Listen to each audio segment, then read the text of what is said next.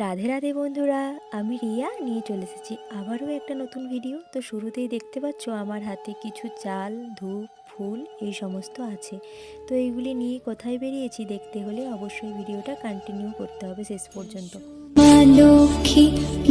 আজ তোমাদের সাথে শেয়ার করব মা লক্ষ্মীকে বাড়িতে নিয়ে যাওয়ার মুহূর্ত। তো জমির সব ধান কাটা শেষ হয়ে গিয়েছে, মা লক্ষ্মী সব বাড়িতে উঠে গিয়েছে।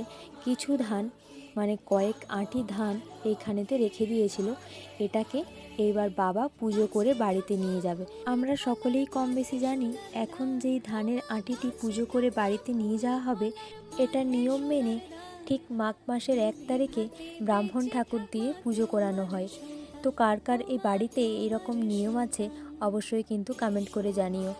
আমাদের তো এই নিয়মটা আমি ছোটোবেলা থেকেই দেখিয়ে চলেছি, তো ভাবলাম তোমাদের সাথেও আজকে কিছুটা শেয়ার করা যাক। মা লক্ষ্মী বাড়িতে আসেন মূলত সুখ, সমৃদ্ধি, সৌভাগ্য ও প্রাচুর্য নিয়ে, যেখানে পারিবারিক ভালোবাসা, সম্প্রীতি, পরিষ্কার পরিচ্ছন্নতা এবং সঠিক বাস্তু থাকে। তার আগমনের কারণ হলো সেই বাড়ির সদস্যদের মধ্যে ইতিবাচক গুণাবলী যেমন সততা, পরিশ্রম, ভক্তি এবং ঐক্য। মানুষ নিজেদের আচরণে পুজো আর্চা ও ঘরের পরিবেশ উন্নত করে দেবীর কৃপা আকর্ষণ করতে পারেন।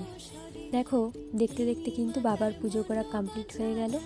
আর এখানে প্রসাদ কী ছিল জানো? বাতাসা। অ্যাকচুয়ালি এখানে গুড় দিয়েই পুজো করা হয়, যেহেতু বাড়িতে গুড় ছিল না, তো বাতাসা দিয়েই প্রসাদ দেওয়া হয়েছিল। তারপরে দেখো বাবা প্রণাম করে নিল, আর এইবার ঠাকুরকে মাথায় নিয়ে বাড়ির দিকে রওনা দিয়েছিল। আর আমি পেছন থেকে কিছুটা ক্যামেরা করলাম, তোমাদের সাথে শেয়ার করলাম।